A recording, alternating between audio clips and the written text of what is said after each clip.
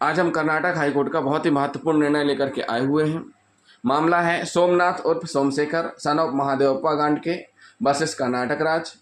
आपराधिक अपील संख्या है 3563/2012। धारा है 7(13) 1D 13(2) भ्रष्टाचार निवारण अधिनियम 1988।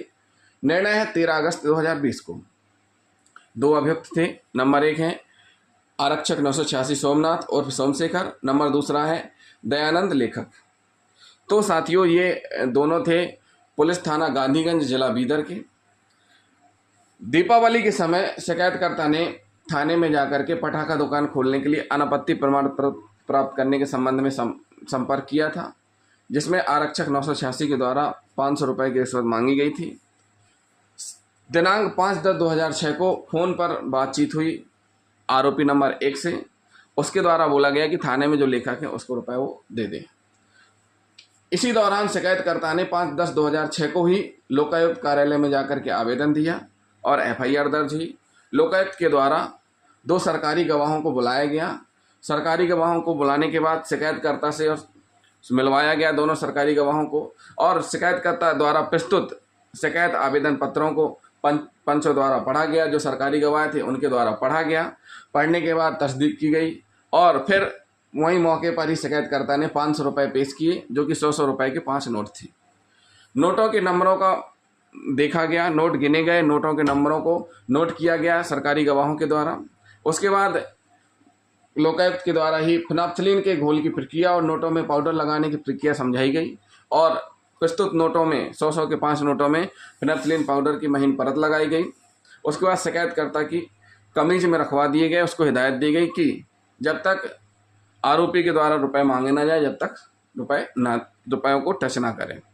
नोट रखवा दिए गए और शिकायतकर्ता के साथ एक छाया साक्ष्य भी भेजा गया और निर्धारित संकेत भी बताया गया कि आपको जाकर के संकेत देना है।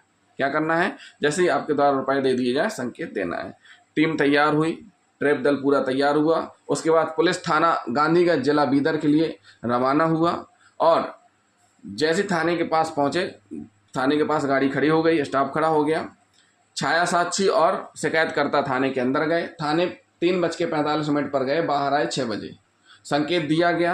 जैसे संकेत हुआ टीम अंदर गई। टीम प्रभारी ने आरोपी क्रमांक 2, जो शिकायतकर्ता और छाया साक्षी ने इशारा किया कि लेखक जो है उसके पास रुपए हैं, उसको रुपए दिए गए हैं, तो टीम प्रभारी ने आरोपी क्रमांक 2 को अपना परिचय दिया, उसका परिचय लिया और पूरी बात बताई। उसके बाद हाथ धुलाए गए आरोपी क्रमांक 2, गुलाबी रंग हो गया। हाथों का रंग कैसा हो गया? गुलाबी हो गया। उसके बाद रिश्वत राशि के बारे में पूछताछ की गई। तो जो लेखक है आरोपी नंबर 2, उसकी बाईं शर्ट की जेब से रुपए बरामद किए गए। मौके पर बरामदगी कार्रवाई की गई। नोटों को गिना गया, मिलान किया गया पंचों के द्वारा। धुलाने पर गुलाबी रंग हो गए।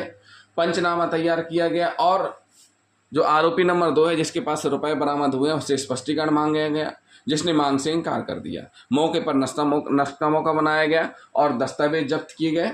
गिरफ्तार कर लिया गया। गिरफ्तार करने के बाद विवेचना की गई और चालान माननीय विशेष न्यायाधीश महोदय के समक्ष पेश किया गया।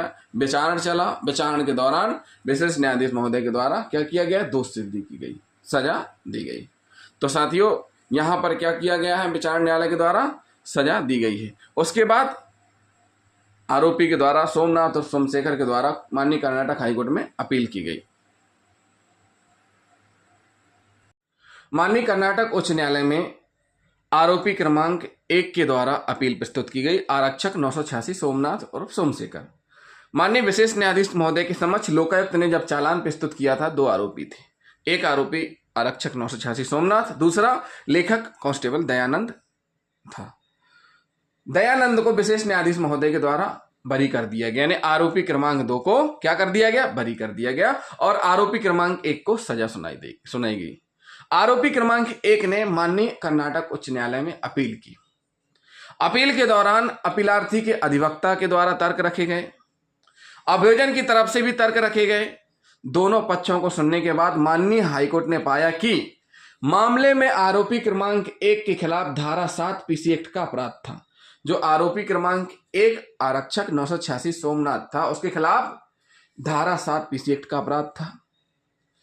5/10/2006 जिस दिन ट्रेप हुआ है, तक शिकायतकर्ता का कोई भी काम पुलिस स्टेशन में लंबित नहीं था।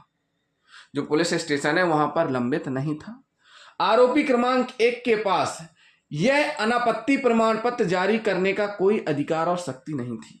जो आरोपी क्रमांक 1 है आरक्षक 986, जिसके खिलाफ एफआईआर दर्ज हुई है, शिकायतकर्ता को अपनी पटाखा दुकान के लिए अनापत्ति प्रमाण पत्र चाहिए था, जो कि आरोपी क्रमांक 1 के पास ना तो अधिकार है ना ही शक्ति थी कि वो इस प्रकार का अनापत्ति प्रमाण पत्र जारी करे।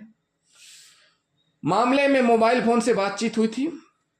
मामले में मोबाइल फोन से बातचीत हुई थी।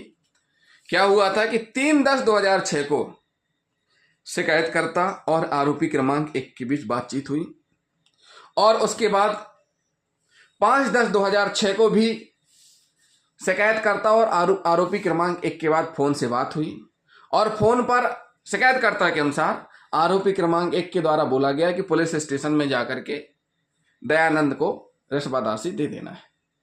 उसके बाद फिर शिकायत होने पर एफआईआर दर्ज हुई, ट्रैप तैयार किया गया। तो इस मामले में मोबाइल फोन से बातचीत हुई थी, लेकिन उक्त मोबाइल फोन के नंबर नहीं दिए गए हैं तथा बातचीत की रिकॉर्डिंग के संबंध में कोई केस डायरी पेश नहीं की गई है। मोबाइल फोन से बातचीत हुई है, इस संबंध में ना तो नंबर, ना ही सीडीआर निकाले गए हैं, ना ही इस संबंध में कोई अन्य दस्तावेज प्रस्तुत किए गए हैं। आरोपी क्रमांक 1 से 3/10/2006 को हुई पैसों की मांग का कोई सबूत नहीं है। आरोपी क्रमांक 1 से 3/10/2006 को जो पैसों को लेकर के मांग हुई थी, उसका इस केस में कोई भी सबूत नहीं है। माननीय न्यायालय ने ऐसा कहा है। ट्रैप के दिन 5/10/2006 को, जिस दिन ट्रैप हुआ उस दिन आरोपी क्रमांक 1 थाने में मौजूद नहीं था, यानी पुलिस स्टेशन में मौजूद नहीं था। जिस दिन ट्रैप हुआ है उस दिन आरोपी क्रमांक 1 आरक्षक 986 सोमनाथ मौजूद नहीं था। उन्हीं सबूतों के आधार पर ट्रायल कोर्ट ने आरोपी क्रमांक 2 को बरी कर दिया। अभियोजन के अनुसार आरोपी नंबर 2 द्वारा राशि प्राप्त की गई थी। आरोपी नंबर 2 को बरी कर दिया गया। किस लिए? क्योंकि ना तो आरोपी नंबर 1 मौजूद था और ना ही आरोपी नंबर 2 के द्वारा डिमांड की गई थी। शिकायतकर्ता ने शिकायत में कहा कि पीएसआई का हिस्सा 300 रुपए, आरोपी क्रमांक 1 का हिस्सा 100 रुपए, आरोपी क्रमांक 2 का हिस्सा 100 रुपए। पीएसआई घटना का गवाह नहीं है और आरोपी क्रमांक 2 को बरी कर दिया गया है। माननीय न्यायालय ने कहा कि उक्त मामले में जैसा कि शिकायत में वर्णित है, पीएसआई का भी नाम है, तो ना तो पीएसआई को आरोपी बनाया गया है, ना ही उसको घटना का गवाह बनाया गया है। और आरोपी क्रमांक 2 है, जिसके पास से रिश्वत राशि बरामद हुई थी, उसको बरी कर दिया गया। शिकायतकर्ता अपने व्यवसाय के वित्तीय संकटों के कारण 3-4 वर्षों से उपलब्ध नहीं है। शिकायतकर्ता अपने व्यवसाय के वित्तीय संकटों के कारण 3-4 वर्षों से उपलब्ध नहीं है, जिससे उसके कोर्ट में बयान नहीं हुए हैं। केवल जांच अधिकारी और पंछी गवाह हैं। उक्त मामले में जो अभियोजन चला है, अभियोजन के दौरान, विचारण यानी ट्रायल के दौरान जो शिकायत करता है उसके बयान नहीं हुए हैं। केवल किसके हुए हैं? जो इन्वेस्टिगेशन ऑफिसर है और पंच, उनके गवाह हुए। जांच अधिकारी और पंछी गवाह हैं। शिकायतकर्ता की शिकायत है, एकमात्र शिकायतकर्ता की शिकायत है जो जांच है और वही आरोप पत्र दाखिल करने का आधार है। एकमात्र शिकायतकर्ता की शिकायत ही है जिसको आधार बना करके लोकायुक्त के द्वारा चार्जशीट पुटअप की गई कोर्ट में। सोमशेखर के रूप में कोई नाम नहीं दिखाया गया है। उक्त ना तो शिकायत जांच में, ना ही शिकायत में, ना ही संपूर्ण चार्जशीट में सोमशेखर के रूप में कोई नाम नहीं दिखाया गया है। छाया साक्षी ने बताया, जब ट्रैप गठन हुआ था उस दिन शिकायतकर्ता के साथ एक शैडो विटनेस भी भेजा गया था, ताकि वह पूरी निगरानी रखे, देखे कैसे क्या किस प्रकार से किसको रुपए दिए गए, ये सारी चीजें नजर रखने के लिए शैडो बना करके भेजा गया था। तो छाया साक्षी ने बताया कि वह शिकायतकर्ता के साथ थाने गया था। थाने पर दयानंद पुलिस कांस्टेबल थी। थाने जैसे ही पहुंचे तो थाने पर लेखक आरोपी क्रमांक 2 दयानंद पुलिस कांस्टेबल थे, जिनसे सोमशेखर के बारे में उसने पूछा। किसने? शिकायतकर्ता ने सोमशेखर के बारे में पूछा। तब दयानंद ने कहा, क्या मामला है? बहुत महत्वपूर्ण है ये पैराग्राफ, साथियों नोट कर लीजिएगा। कांस्टेबल दयानंद मौजूद थे। शिकायतकर्ता ने पूछा कि सोमशेखर के बारे में। तब दयानंद ने कहा कि क्या मामला है? तब शिकायतकर्ता ने कहा कि सोमशेखर ने लाइसेंस के लिए रकम देने को कहा है। सोमशेखर ने कहा कि लाइसेंस के लिए रकम देने को कहा है। फिर दयानंद ने एक कागज पर हस्ताक्षर कराए और रुपए ले लिए। क्या हुआ, एक कागज पर हस्ताक्षर कराए और रुपए ले लिए। ये शैडो गवाह कह रहा है, चूंकि शिकायतकर्ता है नहीं है, तो शैडो ने क्या कहा कि वह शिकायतकर्ता के साथ थाने गया था। थाने पर जैसे ही पहुंचा तो कांस्टेबल दयानंद थे, जिनसे सोमशेखर के बारे में पूछा शिकायतकर्ता ने। तब दयानंद ने कहा कि क्या मामला है। तब शिकायतकर्ता ने कहा कि सोमशेखर ने लाइसेंस के लिए रकम देने को कहा। फिर दयानंद ने एक कागज पर हस्ताक्षर कराए और रुपए ले लिए। ध्यान देने योग्य बात यह है कि छाया गवाह ने यह नहीं कहा कि, सबसे महत्वपूर्ण बात जो ध्यान देने वाली बात है कि छाया गवाह ने यह नहीं कहा कि दयानंद ने कोई रकम देने के लिए कहा। दयानंद ने कोई रकम देने के लिए कहा, ना ही उसने कोई रकम मांगी। उसे दयानंद के बारे में कैसे पता चला यह भी नहीं पता। जो छाया गवाह है उसको दयानंद के बारे में कैसे पता चला यह भी नहीं पता। और सबसे महत्वपूर्ण बात है कि दयानंद ने कोई रकम देने के लिए शिकायतकर्ता से नहीं कहा और ना ही उसने कोई रकम मांगी। दयानंद ने भी सोमनाथ द्वारा कोई रकम मांगने के बारे में कुछ नहीं कहा। जो दयानंद है, दयानंद ने भी सोमनाथ द्वारा रुपए मांगने के बारे में कुछ नहीं कहा। जो दयानंद है कि आरोपी क्रमांक 1 ने कहा है कि दे दो, तुम लाए हो, दो, हम लिए ले रहे हैं, काम करवा देंगे, या ऐसी कोई बात हुई ही नहीं है। सोमनाथ के द्वारा कोई रकम मांगने के बारे में कुछ भी पुष्टि दयानंद के द्वारा नहीं की गई। शिकायतकर्ता ने दयानंद की ओर इशारा करते हुए कहा कि उसे रकम मिल गई है। उसने यह नहीं बताया कि उसे रकम कैसे मिली है। जैसे ही ट्रैप दल अंदर पहुंचा, शैडो साक्षी ने इशारा किया, ट्रैप दल अंदर पहुंचा और शिकायतकर्ता ने दयानंद की ओर इशारा करते हुए कहा कि उसे रकम मिल गई है। उसने यह नहीं बताया कि उसे रकम कैसे मिल गई। क्या नहीं बताया कि उसे रकम कैसे मिल गई। शिकायतकर्ता ने यह नहीं बताया कि आरोपी ने पैसे अपनी साइड में रखे या प्राप्त किए। रात 10 बजे तक पंचनामा तैयार किए गए और फिर सभी वापस आ गए। इसके बाद जो पंच साक्षी हैं, पंचान हैं, उनके भी कथन हुए हैं और जिरह भी किए गए हैं। पंच ने जिरह में कहा था कि उनके उच्च अधिकारियों ने उन्हें ट्रैप होने पर लोकायुक्त कार्यालय जाने को कहा था। पंच ने कहा कि उनके उच्च अधिकारियों ने उन्हें ट्रैप होने पर लोकायुक्त कार्यालय जाने को कहा था। उस समय दोपहर करीब 12:30 से 13 बजे, यानी 12:30 से 1 बजे का समय रहा होगा। यह बहुत अजीब बात है। माननीय न्यायालय ने कहा, माननीय कर्नाटक हाईकोर्ट ने कहा कि यह बहुत अजीब बात है कि शिकायत स्वयं 13 बजे यानी दोपहर के 1 बजे प्राप्त हुई और पंजीकृत हुई। इसलिए शिकायत दर्ज करने से पहले ही उच्च अधिकारी ने उन्हें कैसे सूचित कर दिया। जो पंच साक्षी हैं उनको उच्च अधिकारी ने शिकायत दर्ज होने से पहले कैसे सूचित कर दिया, यह बहुत अजीब बात है। इससे जांच अधिकारी द्वारा की गई जांच पर संदेह होता है। माननीय कर्नाटक हाईकोर्ट ने कहा कि इस बात से जो जांच अधिकारी है उसके द्वारा की गई जांच पर संदेह होता है। पंचान ने यह भी बताया कि, क्या बताया कि उन्होंने कहा कि जब वे थाने गए तो वहां 8-10 व्यक्ति मौजूद थे। उन्होंने शिकायत नहीं पढ़ी, ना शिकायतकर्ता से बात की। जब ट्रैप के लिए जब वह थाने पर पहुंचे तो वहां पर 8-10 व्यक्ति मौजूद थे। क्या हुआ, पंच सीधे थाने पहुंच गए और थाने जब पहुंचे तो वहां 8-10 व्यक्ति मौजूद थे। उन्होंने शिकायतकर्ता से ना ही बात की, ना ही शिकायत पढ़ी। जांच अधिकारी ने पंचनामा पढ़ने के बारे में उनकी राय नहीं पूछी, ना ही उन्हें बताया कि वे क्या पढ़ रहे हैं। जांच अधिकारी ने पंचनामा पढ़ने के बारे में उनकी कोई राय नहीं पूछी। जो राय ली जाती है, आवेदन पढ़ाए जाते हैं, उसके बाद टीप की जाती है, उस संबंध में कोई राय नहीं ली गई। शिकायतकर्ता को 5/10/2006 को ट्रैप करने जाने से पहले वार्ता, लेन देन वार्ता को रिकॉर्ड करने के लिए टेप रिकॉर्डर दिया गया था, जो कि गांधीगंज पुलिस स्टेशन से ट्रैप कर लौटे तो वह रिकॉर्डर चालू था।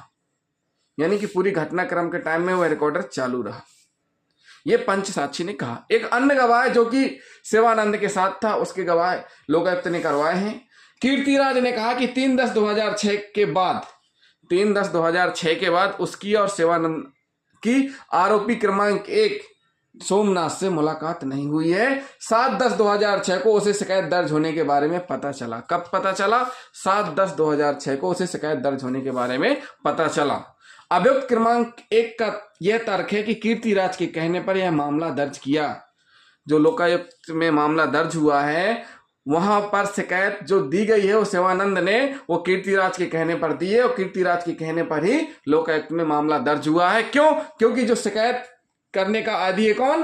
कीर्तिराज शिकायत करने का आदी है और यह झूठा मामला दर्ज हुआ है अभियुक्त क्रमांक 1 के खिलाफ, ऐसा अभियुक्त क्रमांक 1 ने कहा है। माननीय हाईकोर्ट ने कहा कि अभियोजन पक्ष को पीसी एक्ट की धारा 7 के तहत अपराध के तथ्यों को साबित करना होता है कि मांग की गई थी और उसे स्वीकार किया गया था। इसका मतलब ये हुआ कि जब एफआईआर रजिस्टर्ड होती है, इन्वेस्टिगेशन चलता है और चार्जशीट पुटअप की जाती है, तो उसमें ये सारे तथ्य आने चाहिए थे कि मांग की गई थी और उसे स्वीकार किया गया था। अभियोजन पक्ष को, यानी अभियोजन पक्ष कौन हुआ? शासन, लोकायुक्त। लोकायुक्त क्या हुआ? अभियोजन पक्ष। जब ट्रायल चलता है, विचारण होता है, उस दौरान इन तथ्यों को साबित करना आवश्यक है कि मांग की गई थी और उसे स्वीकार किया गया था। मांग का मतलब यह हुआ कि लोक सेवक के द्वारा किसी कार्य को करने के लिए अवैध तरीके से कोई पारितोषिक की मांग की गई थी और उस मांग के बाद उसको स्वीकार किया गया था, लिया गया था। अभियोजन के अनुसार शिकायतकर्ता से पूछताछ नहीं की गई और यह रिपोर्ट की गई कि उसका पता नहीं है। माननीय न्यायालय ने कहा कि अभियोजन के अनुसार, यानी लोकायुक्त शासन की ओर से शिकायतकर्ता से पूछताछ नहीं की गई और यह रिपोर्ट की गई कि उसका पता नहीं है। एफआईआर में केवल आरोपी क्रमांक 1 को ही आरोपी दिखाया गया है। माननीय न्यायालय ने कहा कि जो एफआईआर है, एफआईआर में केवल आरोपी क्रमांक 1 को ही आरोपी बनाया गया है। आरोपी क्रमांक 2 को कैसे राशि दी गई यह सामने नहीं आया है। मतलब इस मामले में जो आरोपी क्रमांक 2 है उसके पास से रिश्वत राशि की बरामद हुई है, लेकिन उसको कैसे दी गई यह सामने नहीं आया है। क्यों? क्योंकि जिस दिन ट्रैप हुआ था उस दिन आरोपी क्रमांक 1 मौके पर मौजूद नहीं था, जिससे जांच अधिकारी द्वारा की गई जांच पर संदेह पैदा होता है, जिससे अभियोजन का मामला संदिग्ध हो जाता है। माननीय न्यायालय ने ऐसा कहा। माननीय न्यायालय ने कहा कि ट्रैप के समय वार्ता रिकॉर्ड करने के लिए जो ट्रैप रिकॉर्डर दिया गया था वह पेश नहीं किया गया है। माननीय न्यायालय ने कहा है कि जब ट्रैप के लिए दल रवाना हो रहा था तो शिकायतकर्ता को एक टेप दिया गया था ताकि वह आरोपी से होने वाली बातचीत को रिकॉर्ड करे, लेन देन वार्ता को रिकॉर्ड करे, और पंच साक्षी के अनुसार टेप रिकॉर्डर था, चालू था, लेकिन उसको पेश नहीं किया गया है। पेश क्या नहीं किया गया? न्यायालय में पेश नहीं किया गया है। आरोपी द्वारा कथित मांग का कोई सबूत नहीं है। आरोपी द्वारा कथित मांग का कोई सबूत नहीं है। जो आरोप लगाए गए हैं, शिकायतकर्ता ने जो शिकायत दी है, उस संबंध में कोई भी सबूत नहीं है। उपलब्ध एकमात्र अन्य सामग्री आरोपी क्रमांक 2 के कब्जे से दागी करेंसी नोटों की बरामदगी मात्र से धारा 7 पीसी एक्ट के तहत अपराध नहीं होगा। माननीय न्यायालय ने कहा है कि आरोपी द्वारा कथित मांग का कोई सबूत नहीं है। उपलब्ध केवल एक सबूत की आरोपी क्रमांक 2 के पास से दागी यानी रिश्वत नोट बरामद किए गए हैं। मात्र इस नोटों के बरामद होने से, आरोपी क्रमांक 2 के पास से रिश्वत राशि बरामद होने मात्र से धारा 7 पीसी एक्ट के तहत अपराध नहीं होगा। क्या नहीं होगा?